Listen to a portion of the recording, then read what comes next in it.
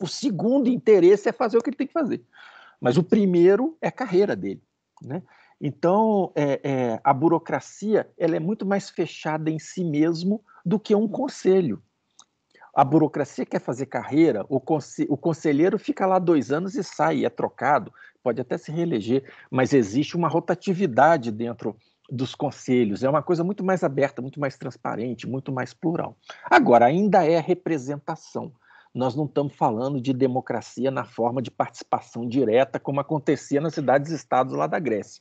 Nós estamos falando de representação em Estado capitalista, seja ele, né, a representação que a gente está acostumado é a representação eleita para os poderes, para o poder executivo e o legislativo. Nos Estados Unidos, inclusive para o judiciário, mas aqui no Brasil não, para o executivo e para o legislativo eleito. E o que acontece? Para esses conselhos, esses representantes também são eleitos, né? Então, existe toda uma lógica ali de quem é que vai representar, quem é que vai substituir e tudo mais. Isso tira da mão da burocracia, seja ela eleita ou de carreira, uma fatia de poder da gestão da coisa pública e transfere isso para representantes da sociedade.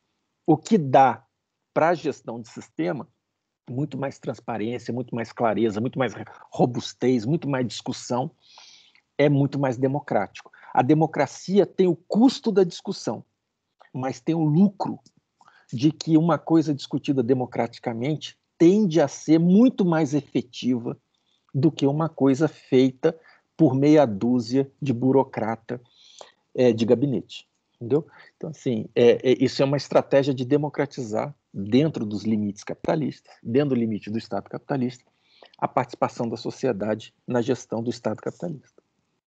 Certo?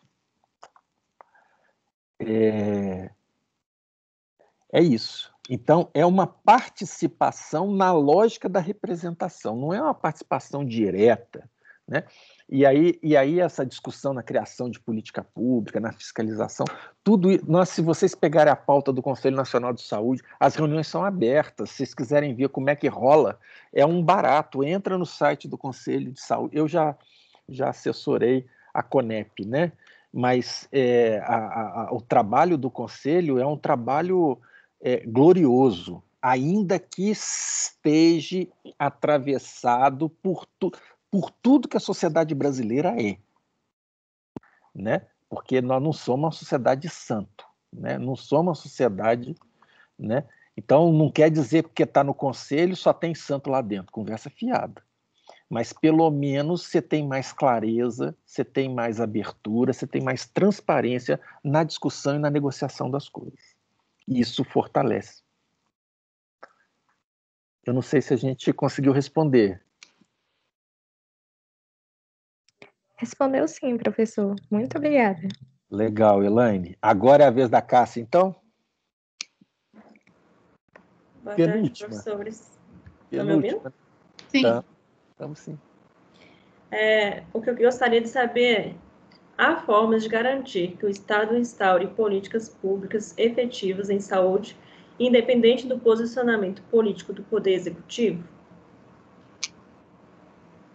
Então, professora. A gente já falou muito aqui, né? Hoje, o tempo inteiro, a gente falou na nossa Constituição. Ela que assegura o direito à saúde, né? Como sendo o direito fundamental e social do ser humano. E isso é resguardado através do artigo 6º, que já foi revogado várias vezes, mas, enfim, que fala que a saúde é um direito de todos. Assegura o direito à saúde, né? E lá no artigo 196 fala que a saúde é direito de todos, dever do Estado, garantido mediante políticas sociais e econômicas que visem a redução do risco de saúde e outros agravos e o acesso universal e igualitário às ações de serviço para promoção e proteção e recuperação. Então, a nossa Constituição, através do artigo 6º, através do 196, garante, na verdade não garante, né? Mas direciona e nos dá uma certa segurança em relação à instauração de políticas públicas efetivas, né? Políticas públicas em saúde efetivas, independente do poder, do posicionamento ou poder executivo, né? Independente da política, de um modo geral. É delicado falar disso, né, na atual conjuntura, no momento que a gente está vivendo, falar disso, dizer que é garantido,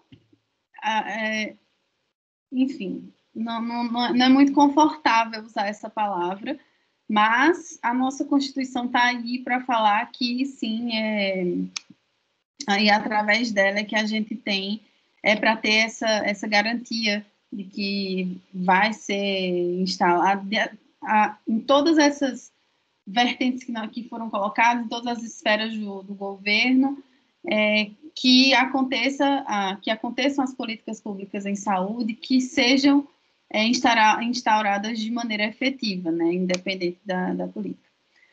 Mas, enfim, tem muita coisa que acontece por baixo dos panos, muita coisa acontece enquanto a gente se preocupa com a pandemia, muita coisa acontece, enfim, enquanto a gente... Vou falar uma coisa bem nada a ver, mas enfim, muita coisa acontece enquanto a gente está assistindo Big Brother, tenho nada contra, mas muita coisa está acontecendo enquanto isso.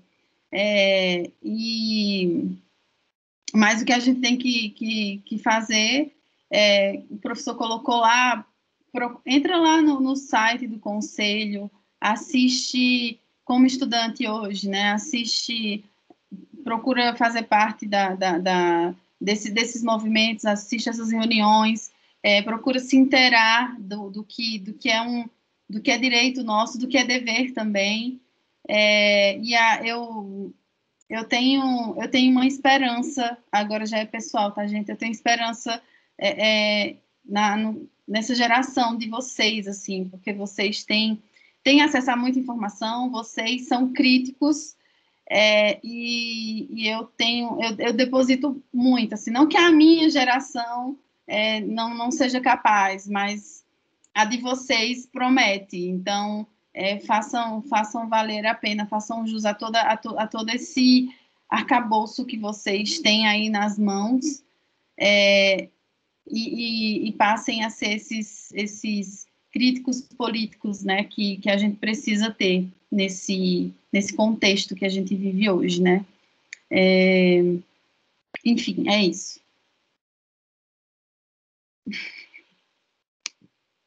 Professor, você acha graça, né? Eu adoro. Eu adoro. Gente, essa pergunta, Cássia, pena que é 5h30. Olha vontade de falar 1 hora com essa pergunta aí. Mas aí você me segura 10 minutos, viu, Cida? Não deixa eu... Né? Vamos pensar uma coisa. Para começar, nós fazemos parte, graças a Deus, de um Estado de direito e não de um estado de exceção. Nós não somos um Estado pré-capitalista, nós não estamos aqui no Estado dos ayatolás, nós não estamos no Estado católico do Vaticano, nós não estamos aqui no Estado de uma tribo nômade turca, nós estamos aqui, felizmente, num Estado de direito. E num Estado de direito, né, quer queira, quer não, né, ainda não encontrar uma coisa melhor do que você ter acesso aos poderes do Estado através de 2 formas: através da eleição e através de concurso público. Não encontraram ainda nenhuma outra forma de fazer melhor do que isso.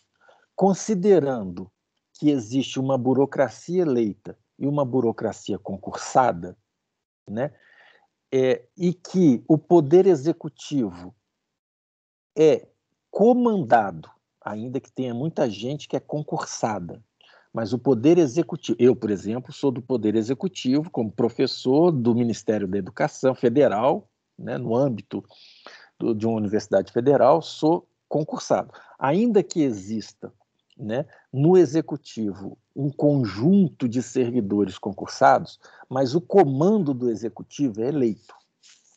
Então, a própria reitora da universidade é eleita, tá certo? Quem designou o ministro da Educação foi o presidente da República, certo? E todos os parlamentares do Legislativo, ainda que existam pessoas concursadas lá dentro para ser taquígrafo, para ser assessor, né? Mas quem manda no Legislativo, e não quem opera o Legislativo, faz ele funcionar, quem manda no Legislativo é eleito. O único poder que não é eleito no Brasil, que se fosse nos Estados Unidos, também seria o judiciário. Então, quando a gente fala de posicionamento político do poder executivo, nós estamos falando, né, que posicionamento político é inerente a um sistema democrático. Então, ter posicionamento político, graças a Deus que a gente pode eleger alguém que tem posicionamento político. Tá certo? O dia que o Banco Central for autônomo, igual a ANS autônoma, a Agência Nacional de Saúde autônoma, você pode estar no meio de uma pandemia que a ANS fala assim, ó, banana, não vou garantir nada não venha me cobrar que o meu leito privado seja aberto para o SUS, certo? Não venha me cobrar que eu seja obrigado, banana. Isso quer dizer a ANS autônoma, a agência autônoma. Então, no dia que o Banco Central for autônomo, a mesma coisa vai acontecer. Os banqueiros vão falar assim, banana para vocês, o meu problema aqui é a lucratividade dos bancos. A ANS fala, banana para vocês, pandemia, que o meu problema aqui é a lucratividade dos planos de saúde. Então, autonomia numa sociedade democrática significa poder oligárquico. Quem tem dinheiro é que manda. Então, existe uma campanha muito grande na mídia. Para quê? Para falar que existe interferência política.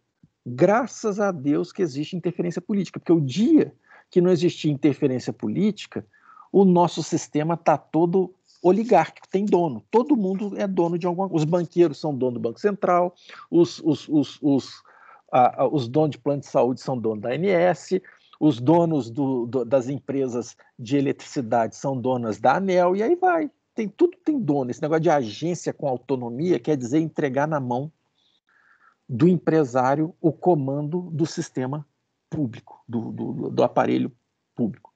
Então, o judiciário é o único poder que, no momento, consegue interferir em política pública sem necessariamente estar passando pelos ritos da eleição. Mas o que a gente vê, por exemplo, no Supremo, uma boa parte do Supremo hoje, dos ministros do Supremo, especialmente os lavajatistas, e especialmente o Barroso, né, esses caras, eles jogam para a galera.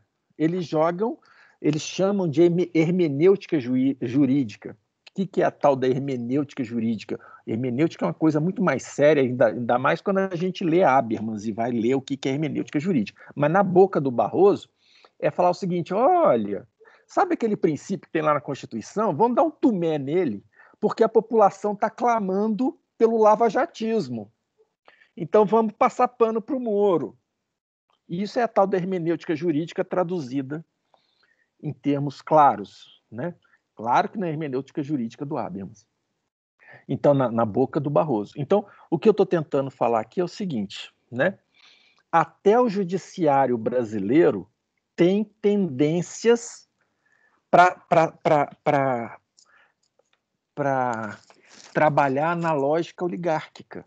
Tem tendências na lógica de grupos de favorecidos, certo? Se você é filho da elite, o poder judiciário não te alcança. Os processos demoram muitos anos para acontecer e muitas das vezes caduca.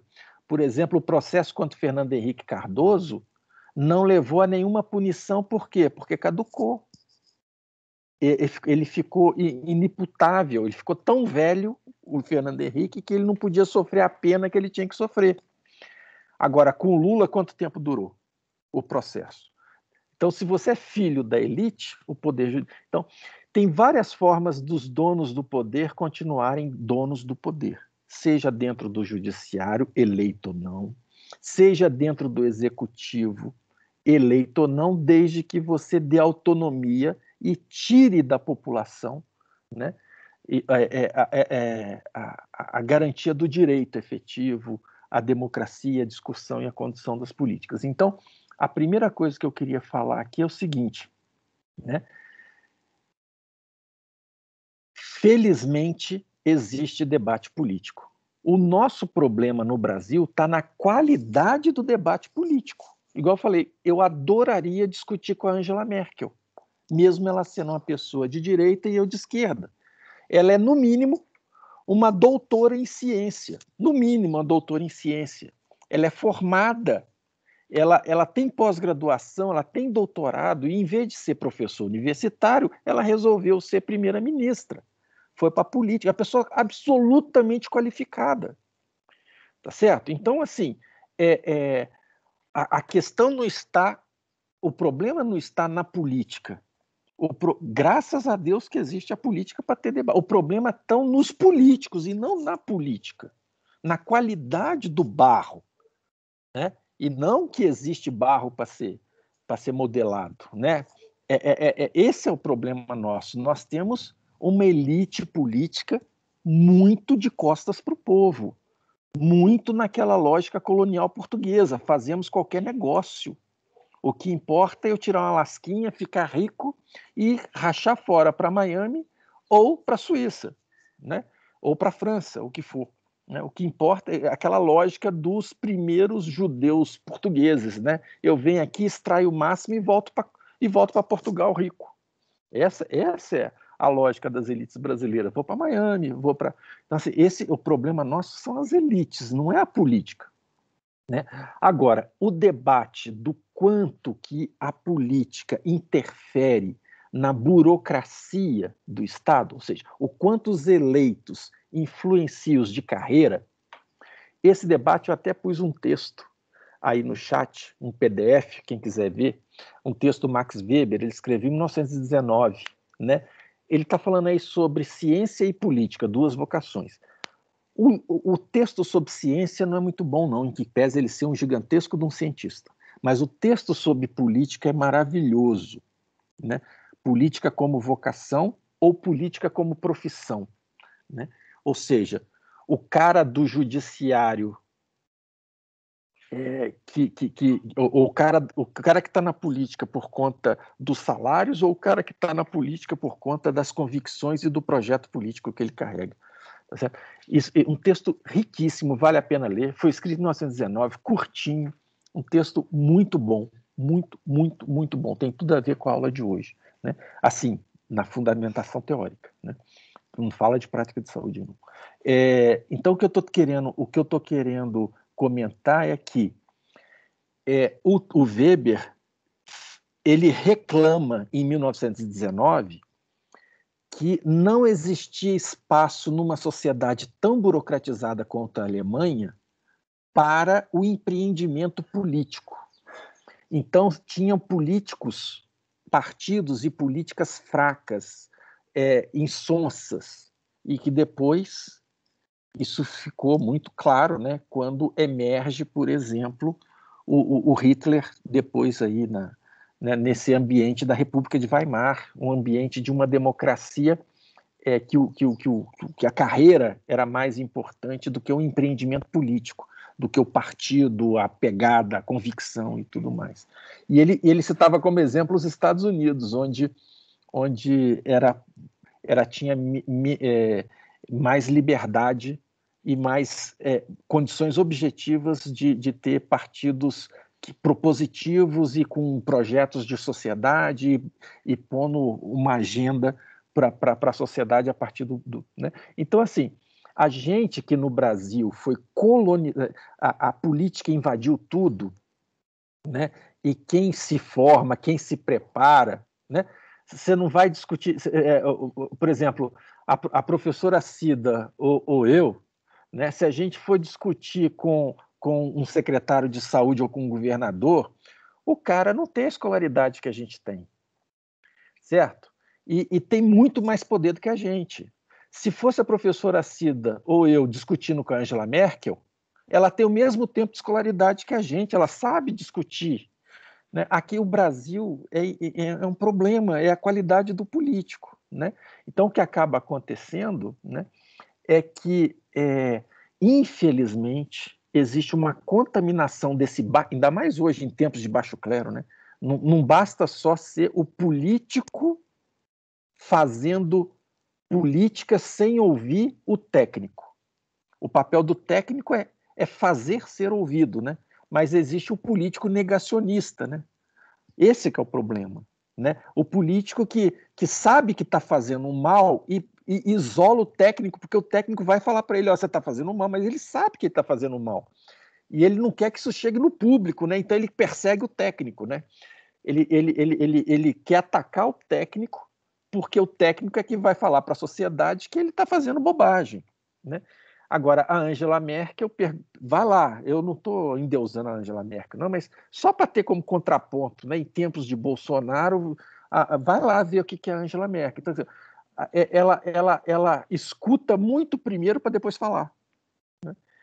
Por quê? Porque ela sabe que o lugar dela é um lugar qualificado de decisão. E ela precisa de uma boa escuta, porque o interesse dela é dar uma boa resposta, né? Aqui no Brasil, os nossos políticos falam primeiro e depois pensa nas consequências. Primeiro fala, depois se colar. Isso é um amadorismo, as nossas elites são horrorosas, desqualificadas, né?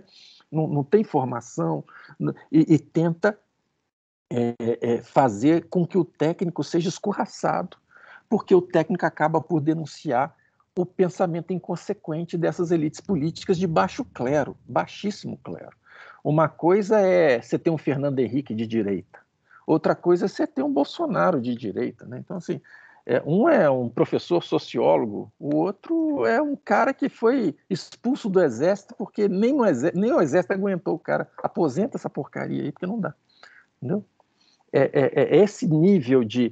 Nós estamos hoje invadidos por uma política de baixo clero, que não escuta, que fala merda, que é ideológica, que é inconsequente, aquela opinião mal formada, o que vier de consequência, deixa afundar o Brasil, deixa morrer gente, o que importa é o cara falar e ver se cola, porque é aquela coisa fundamentalista, é aquela coisa de gente negacionista burra, que não quer discutir, que não quer ter ideia, que não quer o melhor. Ele quer o melhor para as negas dele, não quer o melhor para o país. Ele quer o melhor para o grupo dele. Se o grupo dele ganhar com venda de arma, vamos vender arma. Se o grupo dele ganhar com negócios de privatização de uma companhia hidrelétrica, vamos privatizar. O negócio é se vai dar lucro no porto de Itajaí, vamos dar um jeitinho de pôr as nossas milícias lá dentro. É nesse nível, né? Então, assim, os caras pensam muito pequeno, os caras não têm alcance, não têm formação, não entendem a complexidade, não entendem nem a importância da ciência, né? Não se prepara. Deixa. Bom, é isso. Né? O problema não é a política, são os políticos brasileiros. É isso. Compartilhe, professor. Vamos para a última? Vamos lá, porque a gente já estourou, né? Estamos estourando agora. Então.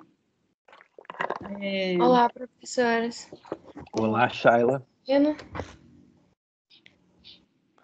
Tem como abrir a câmera, Shayla? Não vai ter como, que eu acho que vai cair. A internet está muito complicada aqui. Então vamos lá. Eu tive uma sorte. Choveu aqui e não apagou a luz aqui. Pois é. Para finalizar, a minha pergunta é: qual a diferença entre a política pública de governo e a política pública de Estado? E de que maneira isso pode interferir nas conquistas da população em relação à saúde?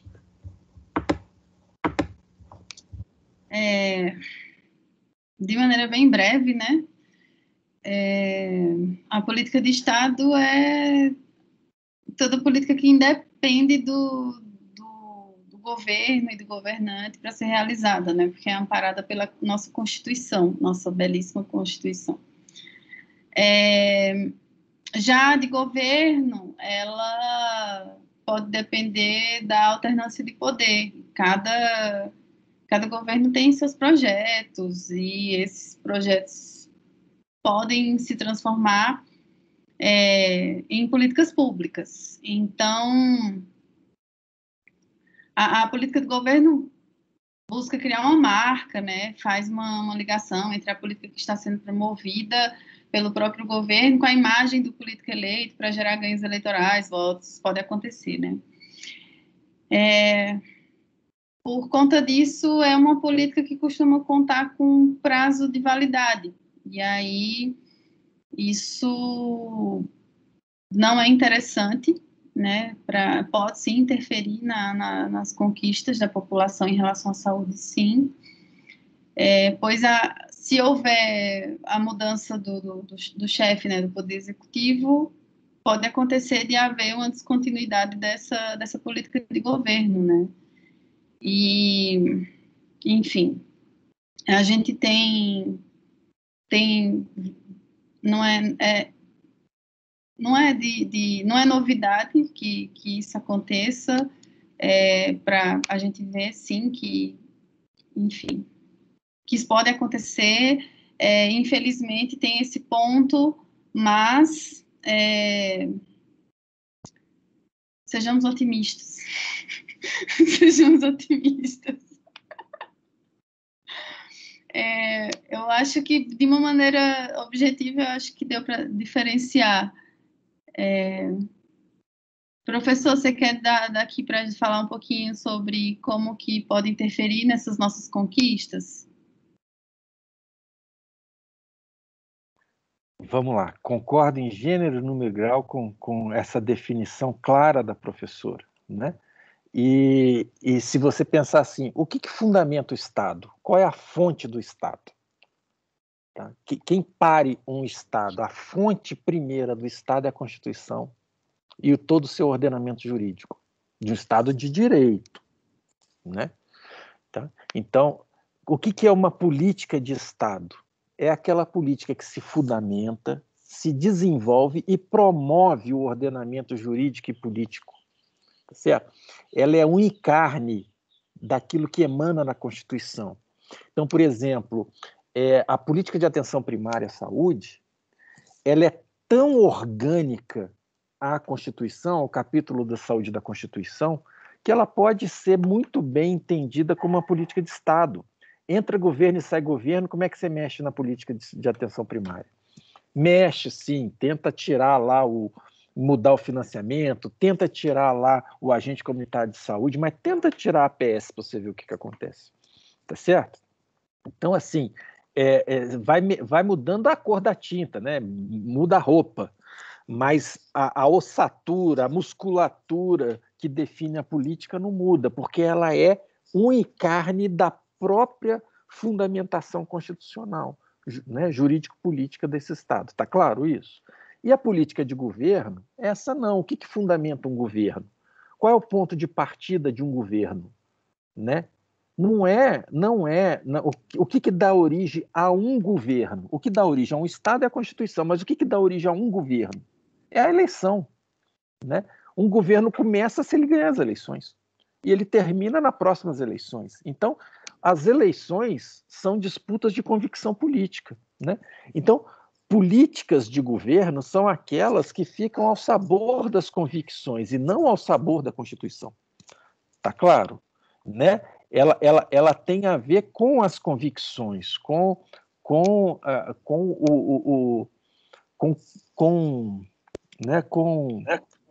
é isso.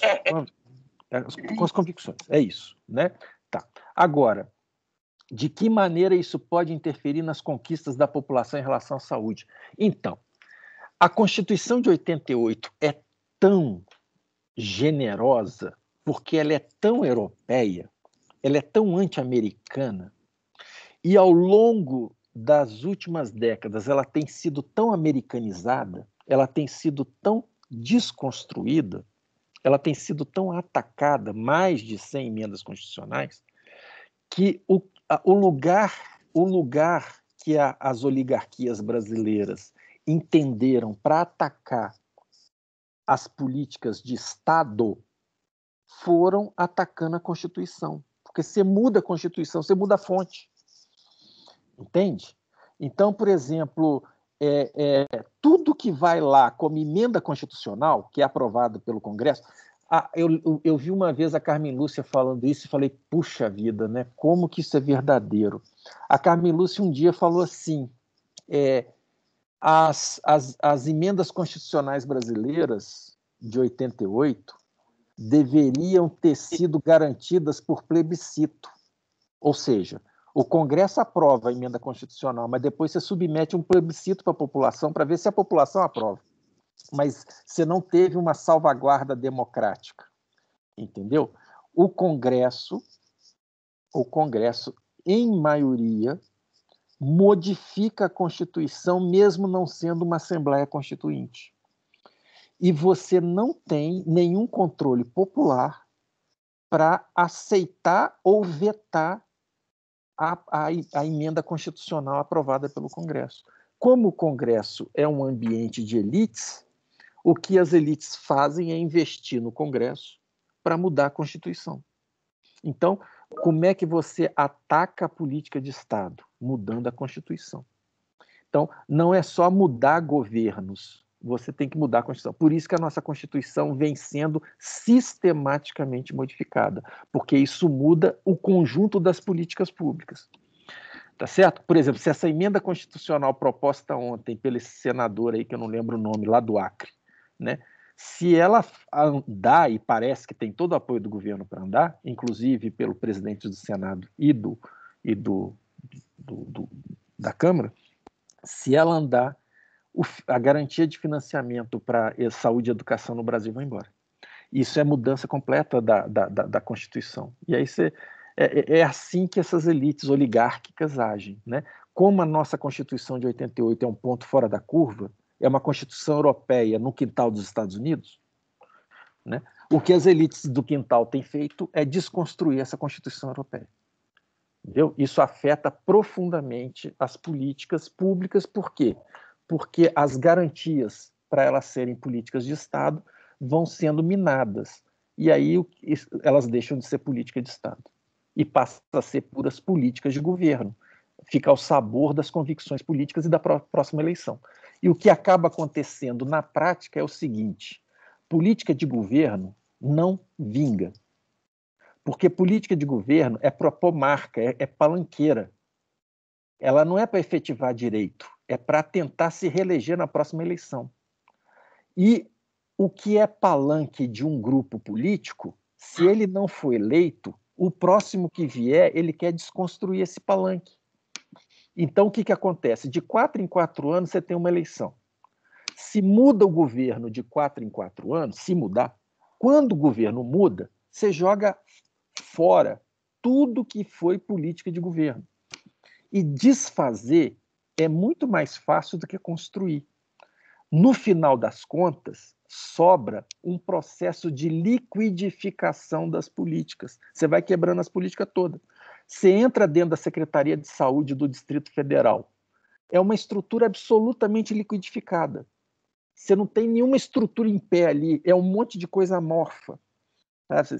Você tem ali os interesses, os feudos, sabe, as conveniências. Mas onde é que anda a política de atenção primária do DF? Não é uma política de Estado, porque ela vai sendo liquidificada. Nós saímos na frente de todas as unidades da federação com Cristóvão. Chegamos a ter 1.600.000 habitantes, na época que o DF tinha 2 milhões de habitantes, coberto por saúde da família, que chamava aqui Saúde em Casa, antes de existir a estratégia de saúde da família, aprovada em 1996, com a norma operacional básica, né, de 96. Então, assim, nós tínhamos 1,5 milhão de habitantes coberto em 2 milhões de habitantes. O que aconteceu quando o Roriz foi eleito? Liquidificou o que era uma política de governo. E até hoje, aí vem para avançar para o Converte. E qual é o alcance do Converte? E quanto tempo vai durar o Converte? Como é que está sendo a lógica de expansão de atenção primária nesse governo atual, que é um governo do MDB? Difícil, é difícil demais. Então, assim, se você tira a fonte das políticas de Estado, você coloca tudo ao nível do liquidificador das eleições. Entendeu? Em termos de política social. E é assim que essas elites fazem. Porque quanto mais liquidificado, mais no mercado está, passível de qualquer negociação. Entendeu? É isso. Não sei se eu respondi também. Professora, quer completar? Não, foi ótimo. Eu acho que a gente respondeu. Eu acho que a gente respondeu bem, mas e aí? Depende deles acharem, né? Eu também acho. Ok. Então, conseguimos chegar ao fim. Em Shaila, está respondido?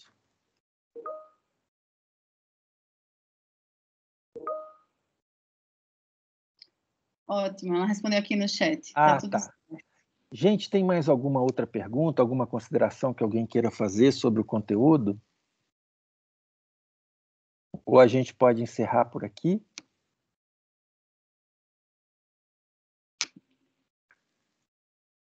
Então, acho que tudo certo, professor. A gente encerra por aqui. Cida, querida, um prazer sempre, né? Reiterados pela segunda vez. Hoje, dessa vez com menos susto, né, Cida? Na aula passada foi no laço, né, querida? Não, está tudo certo. Obrigada. Obrigada, pessoal. Bom descanso aí para vocês. A Poliana está perguntando, são quantas perguntas por grupo? É uma por membro de ativação.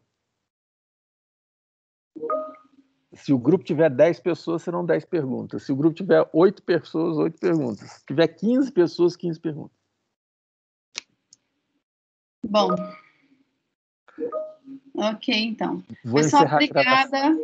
Beijo para vocês. Até semana que vem. Tchau, tchau, querida. Tchau, tchau. Tchau para todo mundo, gente. Um abraço. Adorei as perguntas, para variar. Gostei muito. Vocês estão se esforçando, está valendo a pena. Um abraço. Tchau, tchau. Um abraço.